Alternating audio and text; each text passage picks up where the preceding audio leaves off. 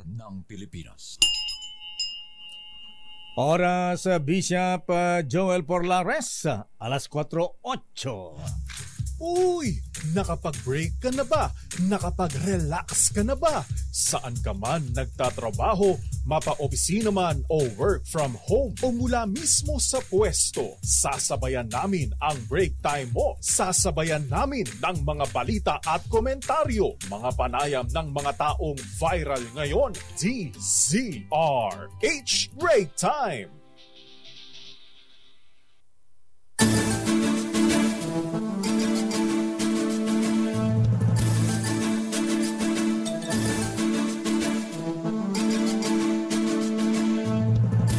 Magandang hapon Pilipinas. Ako po si Deo Macalma. Ako naman Thea Petro Corpuz. At narito ang headlines ng ating mga balita ngayong araw ng Lunes. It's Swell Day. Yay! 15 ng buwan ng Abril. Sweet na naman si Mrs. Lakay. Transport strike ng manibela at piston natuloy pero mga ruta hindi na paralisa. Ayon sa MMDA. Oil price hike na naman bukas. Diesel tataas ng 75 sentimos kada litro habang 40 sentimo naman sa kada litro ng gasolina. Panghuhuli sa e-trike sa tricycle sa main road sa NCR. Tika, akala ko ba pinospone ito, ha? Ayan, check mo mabuti lang kay Ray, ha? Sabi kanina pinagpaliban. 13 lugar sa bansa inaasahang dumanas ng Dangerous Heat Index ngayong Lunes ayon yan sa Pag-asa. Dating Ilocos Sur Governor Luis Chavit Singson abay magiging peacemaker daw sa bangayan ni Pangulong Ferdinand Bongbong Marcos Jr. at dating Pangulong Digong Duterte. Naaway ba sila Lakay? Na naman. Taiwanese-China conflict, pinangangambahang sumiklab. Taiwanese refugees dadagsa sa Pilipinas. Ayon yan sa Armed Forces of the Philippines. Mga estudyanteng Chinese nationals, ikinababahala po ng mga kongresista sa Isabela at Cagayan dahil dumagsa ngayon sa Cagayan at Isabela. Pinaiimbestigahan sa Kamara kaduda-duda o baka sila ay mga espiya. 1,000,000 driver's license plastic card simula ng ipamahagi bukas ayon sa LTO. Mga sundalo at Daula Islamiyah Maute Group nagkabakbakan 3 terorista patay. Magnitude 6.5 na lindol tumama sa Papua New Guinea. Walang tsunami warning ayon sa PHIVOLCS. At sa detalye na ating mga balita, bad news. Bad news sa mga motorista at siyempre lahat ng ating mga kababayan. Dahil meron namang panibagong oil price increase bukas sa April 16. Ayon sa report, 95 centavos o halos piso ang itataas sa presyo ng kada litro ng diesel. 40 centavos naman ang dagdag sa kada litro ng gasolina. At sa kerosene ay tataas naman ng 85 centavos kada litro. Ang pagbabago sa presyo ng mga produktong petrolyo ay nakadepende sa paggalaw sa pandaigdigang pamilihan. At sabi ng mga analyst dahil sa nangyaring iringan naman ngayon ng Iran at Israel, para po maapektuhan ang presyo ng petroleum products. Samantala nagkasa ng transport strike ang grupong Piston at Manibela ngayong Lunes. Ayon sa MMDA, marami pa rin jeepney drivers ang bumiyahe ngayong araw at nabigo umanong maparalisa ang mga pangunahing ruta. Sa pag-iikot ng DZRH reporter sa Metro Manila, tuloy ang biyahe ng mga jeep sa Maynila dahil ayon sa mga tsoper, wala silang kikitain kung hindi sila mamamasada. Patuloy rin ang pasada ng mga jeepney drivers sa Quezon City at nakalalay din ang libreng sakay ng LGU sa mga stranded na pasahero. Sa Samantala, kasadong sumama naman sa tigil pasada ang 100% ng mga tsuper ng biyaheng Pasig hanggang Taguig, Pateros. Bukod sa mga LGU, may alak din na libreng sakay ang NCRPO, MMDA at LTFRB para sa mga maaapektuhan ng transport strike. May kapangyarihan umano ang Land Transportation Franchising and Regulatory Board. Natanggalan ng prangkisa ang mga unconsolidated jeepneys. Ito ang paglilinaw ni LTFRB Chairman Teofilo Guadis. Matapos higit ng grupong piston na ang Kongreso lamang ang pwedeng gumawa nito dahil ito ang nagbigay sa kanila ng prangkisa. Pero paliwanag ni Guadis sa alinsunod daw sa Executive Order number 202, meron daw silang kapangyarihan kung paano gamitin ang prangkisa ng mga jeepney drivers, operators. Kung hindi niya ito gagamitin ng naayon sa polisiya, ay pwede nila itong suspindihin o kaya ay kanselahin. Narito si Chairman Guadis ng LTFRB. Totoo na ang Kongreso po ang pwedeng magbigay ng prangkisa. Okay. Pero nakasabi ho sa batas natin, Executive Order 202, na ang LTFRB po ay mayroon hong kapangyarihan din po na sabihin kung paano po yung pag-exercise ng prangkisa na yan. Samantala, hinamon ng Land Transportation Franchising and Regulatory Board o LTFRB ang jeepney maker na Francisco Motors na magpakita muna ng modelo bago mag-alok ng libreng jeep. Ito ang naging paliwanag ni LTFRB Chairman Teofilo Guadis III ukol sa tinukoy nilang technicalities kung bakit tinabla nila ang alok ng libreng jeep ng Francisco Motors. Bukod sa libreng sakay, sinabi rin anya ni Elmer Francisco ng Francisco Motors na magbibigay pa ito ng only rides, bagay na sinita ng LTFRB. Paliwanag naman ni Guadis, hindi naman pwedeng basta magdikta ng only rides ang Francisco Motors dahil may umiiral na fare matrix sa mga rutang dinaraanan ng mga jeep. Narito ang paliwanag ni Guadis. Wala na ho kami nakikitang Francisco Motors sa Kalipon itong mga nakaraang taon. Sana siya. Ipakita mo na siya sanang dalawang modelo na ipakita niya sa mga gustong pumili. Wala naman po. And number 2, gusto niyang baybayin ang isang ruta.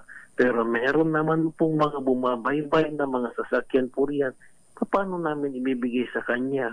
Mamamatay yung mga existing jeepneys on those routes.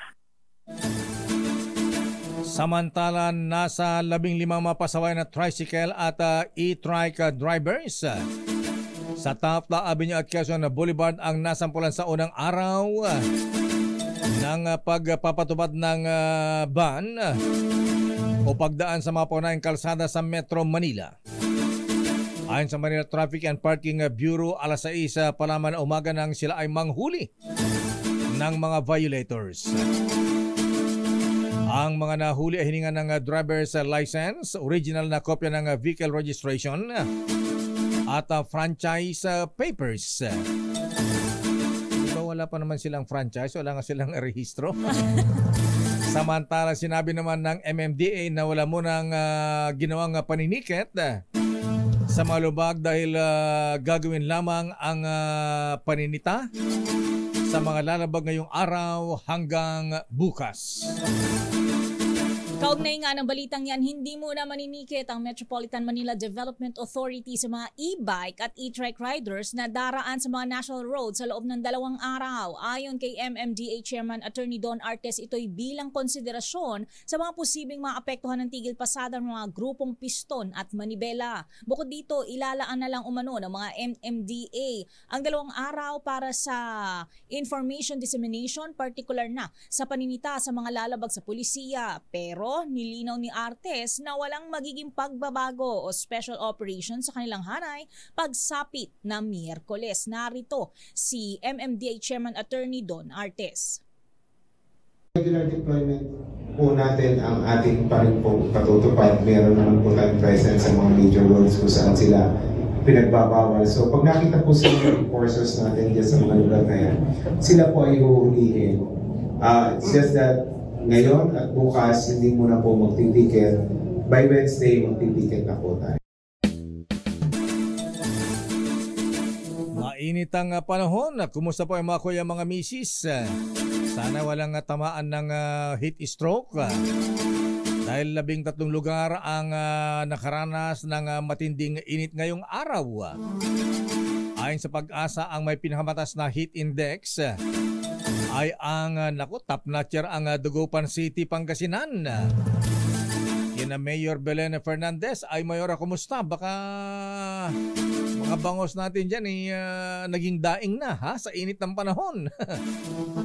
Naitala ang temperaturang 45 degrees Celsius. Samantala, ang 12 lugar na nasa danger classification ngayong araw, kabila na ang NAIA Pasay City, Metro Manila na umabot ng 42 degrees Celsius. Sumunod ang Lawag City, Ilocos Norte, abay 42 degrees din. Pangatlo ang Apari, Cagayan. Wow, mas mainit sa Apari, Cagayan. 43 degrees Celsius. Mainit din ang Tuguegarao City, Cagayan, 42 degrees Celsius. Ganon din ang Etiague, Isabela, 42 degrees Celsius.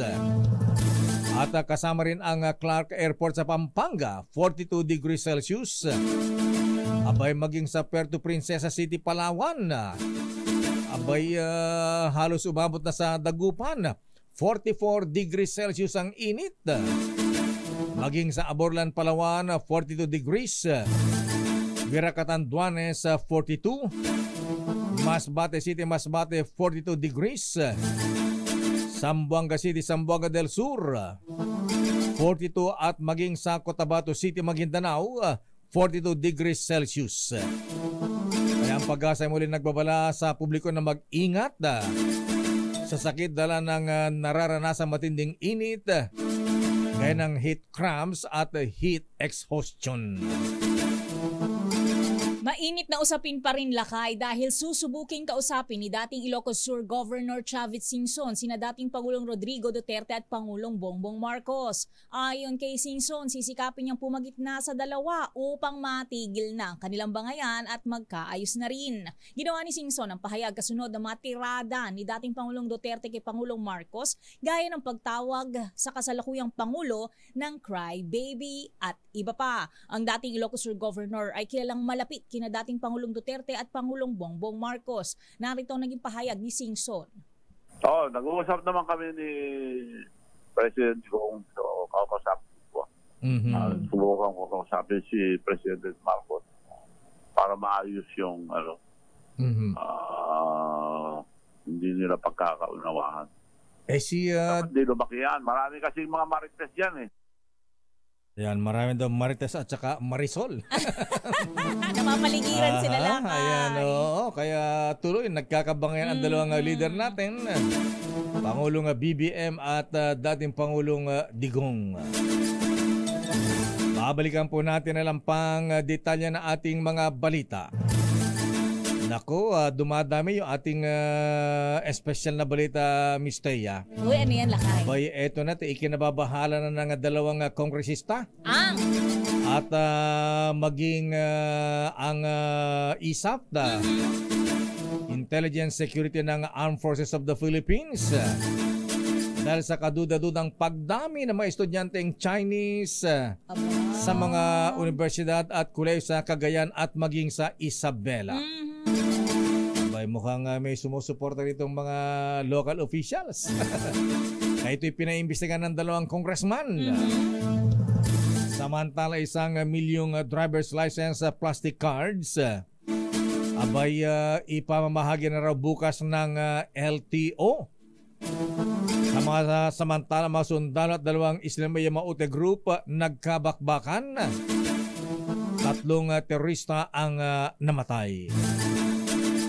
Ang detalye po ng mabalitang yan sa ating pagbabalik sa palatuntunang Break Time. RH Break Time. Oras sa Mr. Cesar Lee, Mr. Michael is my guy. Alas 4:22. May dagat na ang init, Mr. Bossing Fred Yao.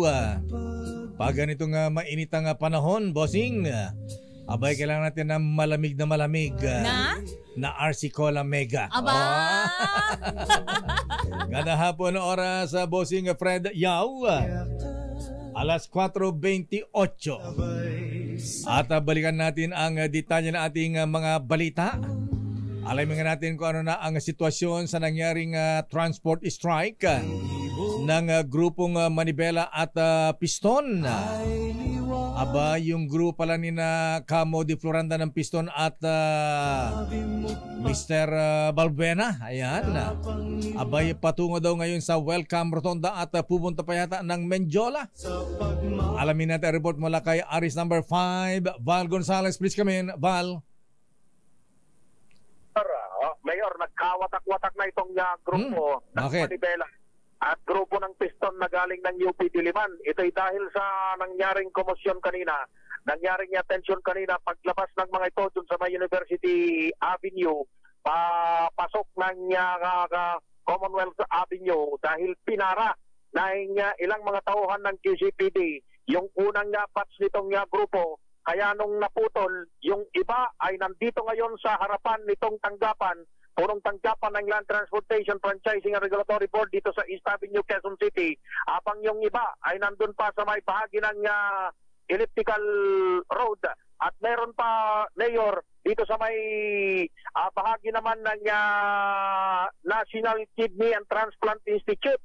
Nagkahiwa-hiwalay na itong mga ito dahil yung iba mula sa Quezon Avenue ay tumuloy-tuloy na dito sa may bahagi ng mula doon sa may Commonwealth Avenue ay nagtuloy-tuloy na patungo ng Quezon Avenue. Malamang Mayor, itong pagkahati-hati nitong grupong ito ay magkikita-kita na lamang dyan sa bahagi ng Welcome Rotonda para doon magsagawa ng kanilang kilos protesta. Tahimik itong grupo, wala yung kanilang entablado, yung dala-dala nilang mga megaphone ay hindi nila nabitbit dito sa lugar na ito na supposed to be ang kanilang plano mula doon sa may bahagi ng UP Diliman kung saan sila nanatili mula kaninang umaga ay magsasagawa ng maikling kilos protesta dito sa may punong tanggapan ng LTFRB bago naman tumulak sa may bahagi ng Welcome Rotonda dahil sila ay pipigilan na ng mga tauhan ng Philippine National Police na makarating hanggang doon sa bahagi ng Menjola diyan sa lungsod ng Maynila. Val, itong mga yes na yun. Gaano karami yung mga jeepney drivers at ilang jeepneys ang dala-dala nila? Sa pagtaya ko nasa 50 mga jeepney ito pero marami-rami. Wala pa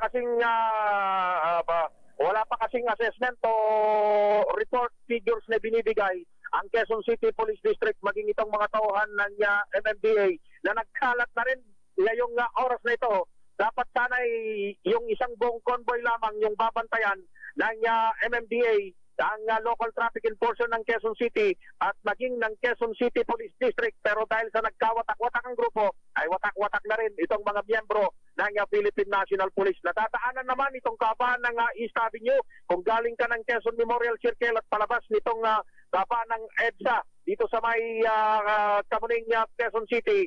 Pero itong grupo ay nag-aantay lamang ng instruction mula doon sa kanilang grupo. Yung sinakyan nitong si Marval Buena ay nandito ngayon sa harapan ng punong tanggapan ng LTFRB. Pero wala pang mga programang sinasagawa ngayon itong grupo ng Piston at Manibela na nagsasagawa ng 2 araw na tigil pasada. Wala rito sa kapan ng East Avenue, Quezon City. Para sa kauna-unahan sa Pilipinas, DGRH, ako naman, Val Gonzalez, tuloy-tuloy sa pagbabalita, tuloy-tuloy sa serbisyo. Sama-sama tayo, Pilipino. Maraming salamat, Val. Samantala, Pangulong Bongbong Marcos hindi ipagkakanulo si dating Pangulong Rodrigo Duterte sa International Criminal Court. Ang detalye bibigay sa atin ni RH14 Lef Narciso. Miss Lef. Isaiah Lakay, hindi nga ipagkakanulo ng pamahalaan si dating Pangulong Ferdinand Marcos Jr. sa International Criminal Court. At sagot ito ng Pangulo sa tanong kung isusuko ba ang dating Pangulo sakaling maglabas ng warrant of arrest ng ICC. Sa Presidential Forum ng Foreign Correspondents Association of the Philippines o FOCAP, muling binigyang diin ni Pangulong Marcos na hindi kinikilala ng pamahalaan ang jurisdiksyon ng ICC sa Pilipinas. Paliwanag nito, nag-a-apply lang ang ICC kung walang police force at judiciary, kaya hindi ito uubra sa bansa na malakas at aktibo ang pulisya at hudikatura. Natanong rin si PBBM sa estado ng relasyon nito sa pamilya Duterte na sinagot niyang it's complicated. Pero ayon sa Pangulo, si Vice President Sara Duterte ang madalas niyang nakakausap at hindi naman nagbago ang kanilang relasyon mula noong kampanya hanggang ngayon. Para sa kauna-unahan sa Pilipinas. Yes, Atay? Na-interview natin kanina si dating Governor Luis Chavit Singson na Ilocos Sur. Ito ay malapit sa Pangulong Marcos at dating Pangulong Digong. Abay, siya daw ay mamagitan, kakusapin ang dalawang leader para magkasundo. Ano kaya ang reaksyon dito ng Malacanang? Oo, sa ngayon ay wala pa lakay. Hindi pa naitatanong yan sa Presidente. Okay. Ano yung schedule ng Pangulong Marcos ngayong araw ng Lunes, Ms. Glenn? Lakay kanina dumalod siya dun sa Presidential Forum ng FOCAP at katatapos lamang nitong dinaluhang event dito sa PICC, itong awarding ceremony ng Tourism Champions Challenge ng Department of Tourism kung saan pinarangalan ng infrastrukturang pang-turismo yung 15 LGUs. Wala bang order ng Pangulo na ilikas yung mga kababayan nating OFW sa Israel? Mga nating lakay yung mga direktiba ng Pangulo tungkol dyan. Maraming salamat, Ms. Let mula sa Malacanang. Sa inyo lakay at Ms. Thea. Samantala mula sa Malacanang, dumako tayo sa Senado. Pangulong Bongbong Marcos at dating Pangulong Digong Duterte dapat na lang na mag one-on-one sa issue ng gentleman's agreement sa China. Ayon kay Senator Robin Hood Padilla, ba? Abay, Senator Robin, malapit ka naman kay Pangulong Digong. Abay, baka pwede mong kausapin. Ayan, mag-uusap ka ni Governor Chavit. Kaya na maging peacemaker. Yan. Alamin natin report mula kay Aris number 28, Raymond Datpaas. Please come in, Raymond. Mas makabubuti kung magharap na lang ng personal sina Pangulong Bongbong Marcos, dating Pangulong Rodrigo Duterte at pag-usapan ng tungkol sa umano'y gentleman's agreement sa bansang China. Ayon kay Senador Robin Padilla, hindi maganda na ilahat-lahat sa publiko ang tungkol sa national security. Sinabi ni Padilla na mag-usap na lang ang dalawa ang Pangulo at pagkatapos ng kanilang meeting ay maglalabas na lang sila ng joint statement.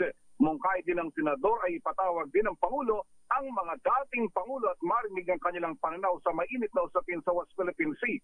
Hindi pa po si Padilla sa isang pagdinig ng Senado sa Gentleman's Agreement dahil malalaman din agad ng China kung ano man ang pag-uusapan. Una na pinagkainan ng resolution sa Senado si Senador Risa Ontiveros upang imbestigahan ang umano'y Gentleman's Agreement na kanyang tinawag na gawaing traidor ng dating presidente. Narito si Senador Robin Padilla. Hindi lahat ng bagay naman kasi kailangan natin ipaalam pa sa taong bayan, lalo na itong national security na ito. Siguro mag-usap muna si Presidente, yung dalawang Presidente, at gumawa sila ng statement nila pareho para unity naman ang makita natin. No? Sa oras na to, ang kailangan natin, united ang mga Pilipino, hindi tayo divided. Bahagi ng pahayag kanina ni Senador Robin Padilla. Para sa kauna-unahan sa Pilipinas, DZRH. Ito si Raymond Datpaas, tuloy-tuloy sa pagbabalita, tuloy-tuloy sa serbisyo, sama-sama tayo, Pilipino. Samantala, panawagan ni dating Speaker Alvarez sa AFP na mag-withdraw ng suporta kay Pangulong Bongbong Marcos katumbas ng sedition o rebellion. I-detalye mo RH12 Milky Rigonan, Manang Milky. Kaya at lakay may tuturing na sedition o rebellion ang panawagan ni dating House Speaker Pantaleon Alvarez sa Armed Forces of the Philippines na mag-withdraw ng suporta kay Pangulong Bongbong Marcos. Reaksyon to ni Surigao del Sur Representative Johnny Pimentel nang sabihin ito ni Alvarez sa prayer rally ng mga diehard supporters ni dating Pangulong Rodrigo Duterte sa Tagum City, Davao del Norte. Sa panawagan ni Alvarez, dapat umanong mag-withdraw ng suporta ang Armed Forces of the Philippines kay Pangulong Marcos para umanong mabawasan ng tensyon sa West Philippine Sea. Giti Pimentel, hindi napapanahon ng ganito mga panawagan at sa halip ay suportahan ng Pangulo para maisulaw mga economic reforms. Buwelta naman ni Lanao del Norte Representative Khalid Dimaporo, dapat imbestigahan ng Ethics Committee si Alvarez. Hinimok naman ni Camiguin Representative J.J. Romualdo ang Department of Justice na imbestigahan at kasuhan si Alvarez dahil sa kanyang seditious statement. Para sa kauna-una sa Pilipinas, Milky, ako si Milky. Yes, Sakay. Abay, may mainit na issue din kaugnay sa pagdagsa ng napakaraming Chinese students sa Isabela at maging sa Cagayan. Ano ba ang desisyon ng liderato ng Kamara kaugnay sa pangnawagan ng dalawang congressman na magsagawa ng investigasyon? Alam mo na kay isa dyan ang liderato ng Kamara kasi mukhang merong something doon sa pagdagsa ng napakaraming mga estudyante dyan. At the same time, parawagan din sa mga concerned government agencies na alamin ano ba ang naging kaso dahil baka naman merong kailangang maimbestigahan ay dapat alamin din ito ng mga otoridad. Ayan, kasi di ba may resolution na nga itong si Congressman Joseph Lara ng Cagayan at Congressman Faustino D ng Isabel dahil nakababahala nga itong pagdagsa ng mga Chinese students. Abay, sa dami-dami ng mga eskwelahan Bakit hindi sa Metro Manila? Oo nga, nagulat ako lang kay bakit doon sa mga probinsya na may EDCA sites? Sa probinsya, totoo lang merong EDCA at the same time, ang dami. Yun yung report ng mga natanggap din ng mga mambabatas natin. At the same time, ang dami daw na mga, bakit ganun karami? At puro mga Chinese nationals. Dapat din daw itong imbestigahan paano rin nakapasok sa ating bansa. At welcome na welcome nga ba ito sa ilang local officials dyan sa Cagayan Valley? Kung sa mga LGUs lakay, baka dagdag na ito, kita sa kanila. Pero ang sabi nga ng mga kinatawan, from Cagayan, dapat maimbestigahan dahil baka merong dapat malaman dito ang mga otoridad natin at bakit nagdagsaan doon yung mga foreign students. Ito nga, may viral na multiple choice question ngayon. Multiple choice? Oo. Ang sabi why would many thousands Chinese students enroll in a school in Tuguegarao, Cagayan? Answer: because it is a good cover for military-age Chinese citizens to stay within the Cagayan province.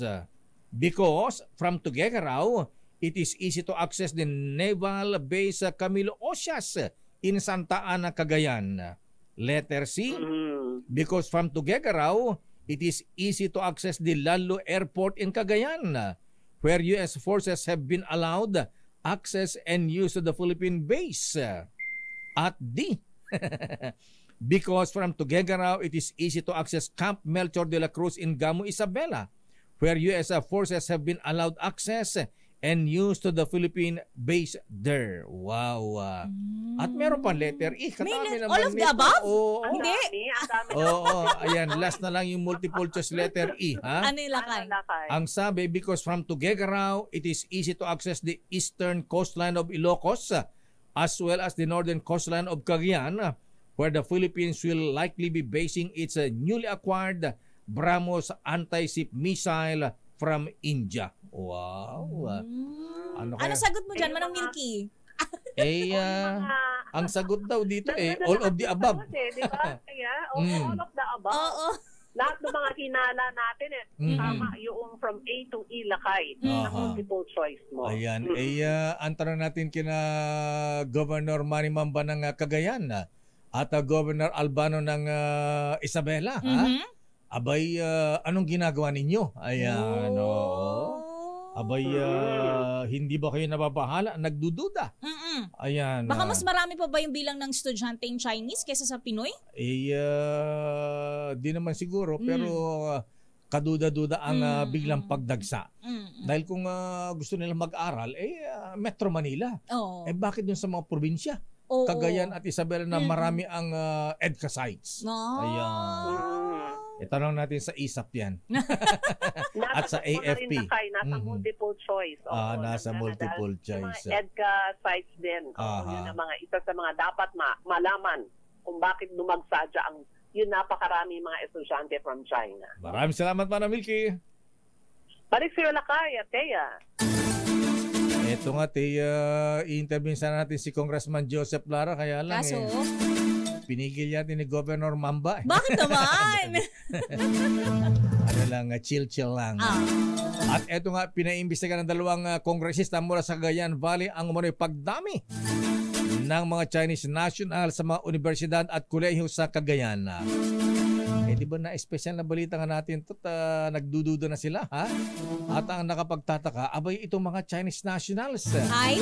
Halos araw-araw umaga nagja-jogging.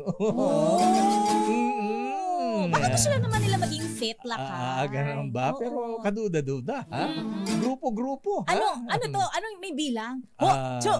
May ganyan. Ayon kay Cagayan Congressman Joseph Lara ng 3rd District, at Congressman Faustino din ng 6th District ng Isabela, abay nagdudulot daw ng panganib sa seguridad at ekonomiya ng bansa ang ganitong kadudadudang pagdami ng mga Chinese nationals doon. Sinabi ng dalawang kongresista na karaniwang sangkot din ang mga Chino sa bogus scheme. Wow! Sabi ni Congressman Lara, inisponsoran din ang mga naturang Chinese students ng LGU ng Cagayan. At Tuguegarao City, aba, kung saan suportado mano ang kanilang mga punong ehekutibo ang Belt and Road Policy ng China. May tanong natin sa DILG ito, Secretary Benhar Abalos. Abay, mga opisyal ng mga LGUs ang sumusuporta dito sa mga kadudodang pagdagsa ng mga Chinese. Platon na ba, Lakay? Abay, alamin natin. Samantala, inaasahan ng Armed Forces of the Philippines ang posibleng pagdating sa bansa ng mga refugee mula sa Taiwan oras na sumiklab ang digmaan. Ayon kay Chief General Romeo Browner Jr., may posibilidad na lumikas sa Pilipinas hindi lang ang mga Pilipino, kundi maging ang mga Taiwanese. Pero sabi ng opisyal, dapat paghandaan ang ganitong senaryo dahil mas nakatuon sila sa repatriation ng overseas Filipino workers. Nakatakdang pumirma ang Pilipinas sa Japan ng Reciprocal Access Agreement na magpapalakas ng military cooperation sa pagitan ng dalawang bansa at regional security. Samantala, MMDA ipinagtagol ang pagtanggap ng donasyon mula kay dating Governor Luis Chavez Singson ng Ilocos Sur matapos tawaging bawal ng Civil Service Commission. Kaya donasyon na lang daw ha? Abay, may resibo naman. Oo nga, Lakay. Alamin natin ang report mula kay Edniel Parosa. Edniel. Lakay at Mistaya, dinepensahan ng Metropolitan Manila Development Authority ang pagtanggap ng donasyon mula kay former Ilocos Sur Governor Chavez Singson. Ito'y matapos tawaging bawal ni Civil Service Commission o CSC Commissioner Eileen Lizada ang pag-receive ng ahensya ng 200,000 piso mula sa dating opisyal na nahuli sa EDSA carousel noong nakarang linggo. Sa isang televised public briefing, iginiit kaninang tanghali ni Atty. Lizada na dati ring naglingkod sa Office of the Ombudsman na labag sa Republic Act 6713 ang solicitation or acceptance of gifts. Pero bilang tugon, binigyan din ng MMDA na niresibuhan naman bilang donasyon ng cash at hindi ito isang reward dahil ng unang intensyon ni Singson ng tikitan ng kanyang driver ng MMDA Strike Force. Ayon sa MMDA, mapupunta sa General Fund ng ahensya ang dinobleng donasyon na una nang ipinamalita ni Singson na 100,000 pesos dapat. Personal na ibinigay ng dating opisyal ang pera kay MMDA Chairman Attorney Don Artes sa flag raising ceremony kaninang umaga. Kasabay ng kanyang nilinaw ni Artes na wala itong kapalit kahit nagbito o nagbiro pa itong si Singson sa flag raising kanina at sinabing hindi nyo na ako mahuhuli. Para sa kauna-unahan sa Pilipinas, B08. Edniel. Ito, si Edniel Parrosa. Lakay. Magkano yung multa ng driver ni dating Governor Chavez Singson? Kinaltas ba doon sa 200,000? On top, Lakay. Barya lang yun kay Governor kasi kapag nawali ka sa busway, first offense, 5,000 piso. Magkano? 5,000, Lakay. 5K, oo. Okay. Dalawang 5K. Pero nagbayad ba? Tumatakbo. Baka naman Lakay kasi tinikitan Tinikitan na receive naman yung ticket. Tapos bahala na si driver kung magbabayad siya o ano. Sa kanya nakatiket. Ito nga pala. Yung violation. Ito nga pala may pinadalang si Governor Chavez Singson kay Malo Cabral Ano lakay? Ayan, may resibo ng 200,000. Ayan. Ayan lakay, galing sa MMDA. Meron din tayo dyan. Ganun ba? Pakita natin sa RHTV. Yung resibo na 200 donation. Mapupunta daw yan lakay yung tanong mo kaninang umaga. Nasagot na ngayong hapon. Sa general fund daw ng ahensya mapupunta. So hindi talaga doon sa mga nanghuli o nanghuling tauhan ng strike force. At meron ding resibo yung multa ng driver ni Governor Chavit, si Danilo Lagasca. Ayan, 5,000 pesos. Ayan. Salary deduction kaya yan, lakay. Palagay ko. Ay, naku, lagot. Okay. So, at least napag-usapan ulit o tumingay ulit ang pangalan ni former Governor Chavit. Dahil dyan sa pagdasal sa baso. Akala ko magdodonate ng sasakyang BMW para sa MMDA Oh. Sabi nga lang kayo ni Atty. Arcas kanina no strings attached. Sabi niya. Ganun ba? Pambili ng samalamig yan. Ayan. Kaya lang inamin ni Chairman na medyo kinabahan siya doon sa joke ni Governor Na ano? Nag-joke pa naman sa flag raising na mula ngayon hindi nyo na ako mahuhuli. Hindi na mahuhuli kasi masunurin na sa batas. Ayan, hindi na lalabag sa traffic rules. Yan.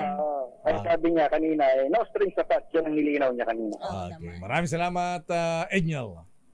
Balik sa inyo, lakay at Mr. Babalikan po natin lang pang detalye na ating mga balita. Standby, Miss Alia Ecatlo de Fort. Ano ba ang latest sa showbiz?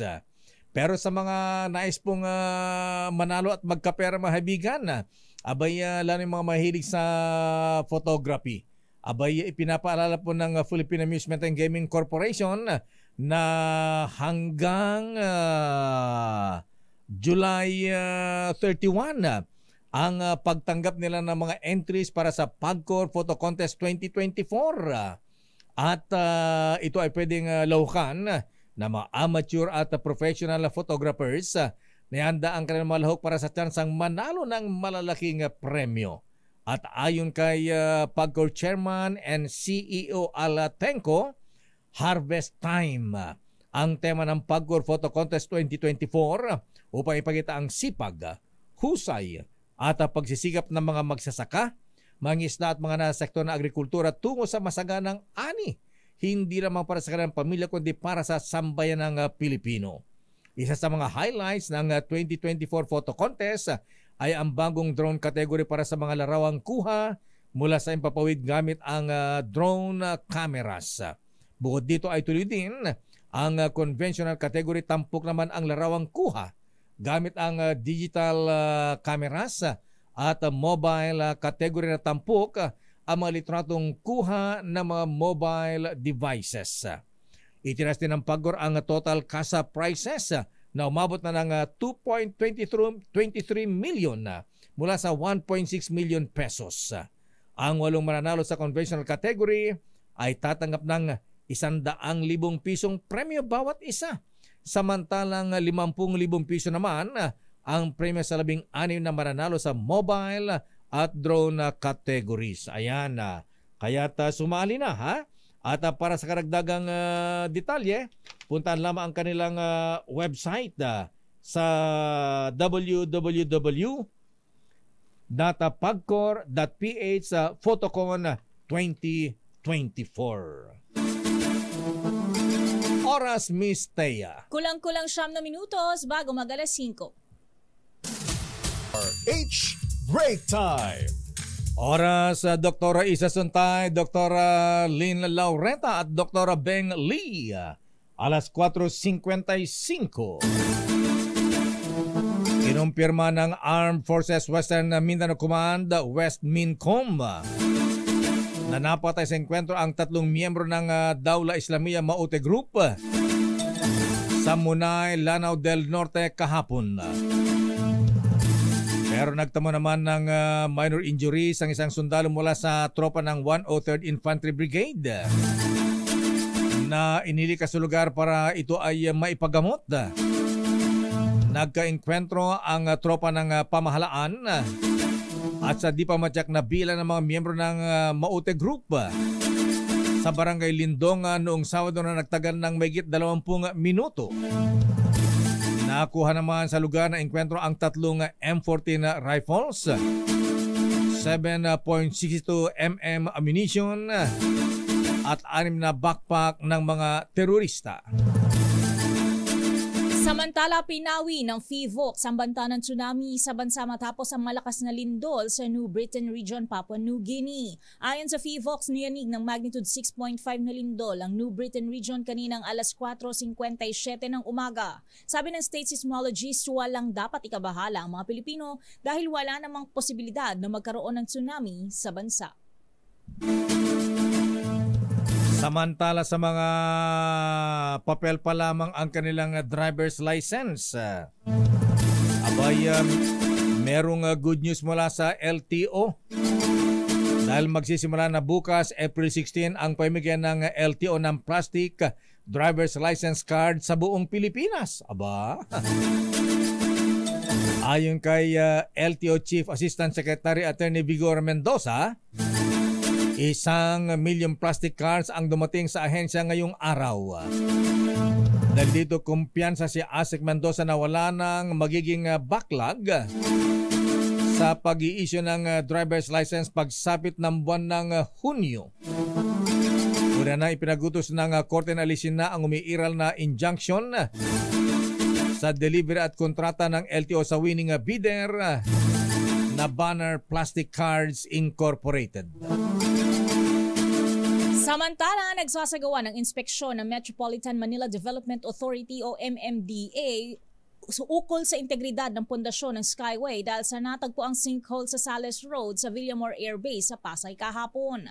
Ayon kay MMDA Chairperson Romando Artes, safe pa rin sa ngayon ang Skyway pero patuloy pa rin ang pag-assess nito para sa naging epekto at damage na natamo dahil sa naturang butas. Unang naobserbahan ng butas noong alas 6 ng kahapon ng umaga na nooy crack lamang sa kalsada pero agad na lumaki ng 3-meter crater na may lalim na 10 feet. Dahil dito nanatiling nakasara sa daloy ng trapiko ang lane sa Sales Road habang patuloy na inaalam ang dahilan ng leak o sira para matabunan, masementohan at madaanan na ng mga motorista.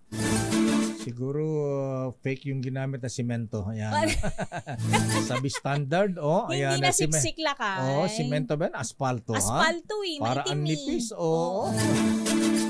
Samantala, wala nang magiging pahinga ang mga guro at mag-aral kung ibabalik agad ang lumang school calendar na June to March dahil sa sobrang init ng panahon.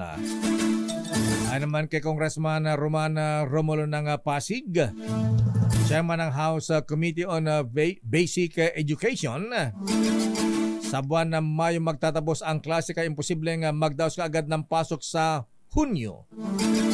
Hindi niya entitled ng vacation at sick leave naman ang mga public school teachers.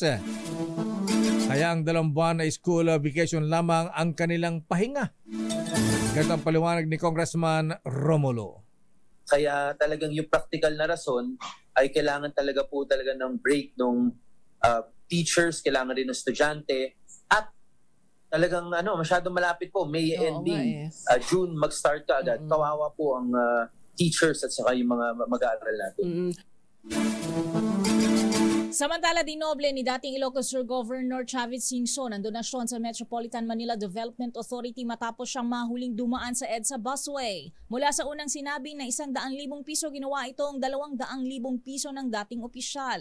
Sa hiwalay na panayam ng DZRH, ipinaliwanag ni Singson na natuwa siya sa walang takot na pagharang sa kanila ng MMDA Strike Force kaiba umano sa ibang opisyal na nagtatago sa batas kapag nahuhuli sa kalsada. Bukod dito, sinabi ni Singson na magandang bigyan ng incentives ang mga tauhan ng MMDA para lalo silang ganahan sa kanilang panghuhuli. Naarito ang naging pahayag ni Singson.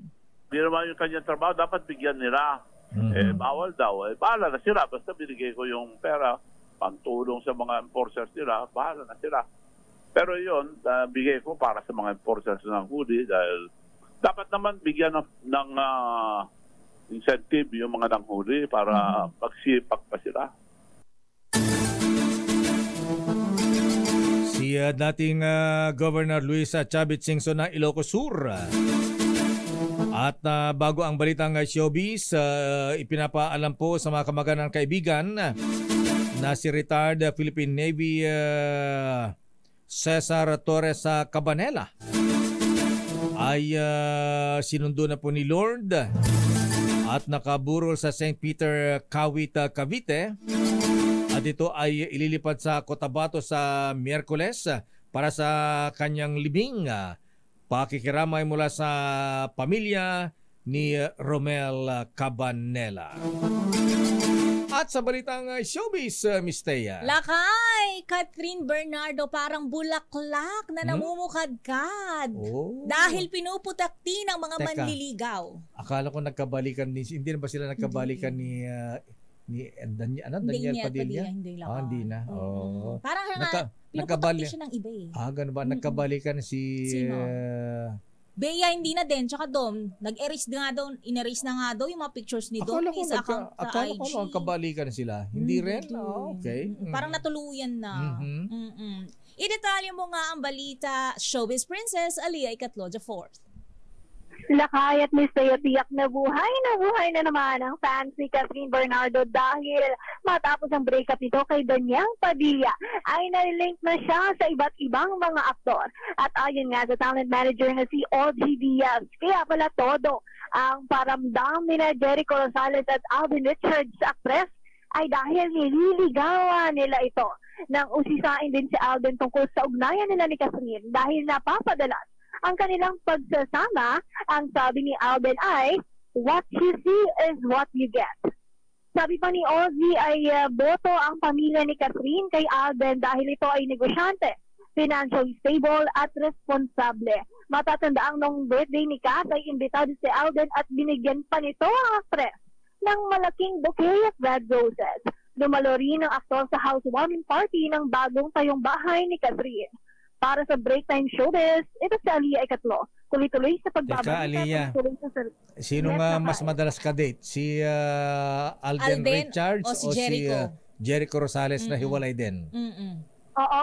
Lakay, no, lately mas nakakasama ni Catherine Bernardo si Alden Richards dahil sa mga events ni Catherine ay makikita sa pictures, talagang kumakalat sa social media na kasama niya si Alden at talagang kilig naman ang mga fans ng Kat din dahil ayan, maraming sumusuporta sa kanilang dalawa.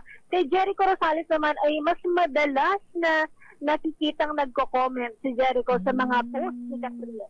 Okay. Paparamdam pa lang online, Laka. Si Papa Piolo. Ay, may kasama yung ganun ba? Si Catherine din? Napapaligiran naman masyado. Ay, walang Papa Piolo. Ba't parang nagsiselo si Aliyah nung nabanggit yung Piolo? Papa. Parang hinarangan agad. Okay, maraming salamat, Miss Aliyah. Back to you, Lakay at Miss Thea. The road is long. At yan ang kabuuan natin palatuntunang break time. Ako po si Deo Macalma. Ako naman, Thea Pecho Corpuz.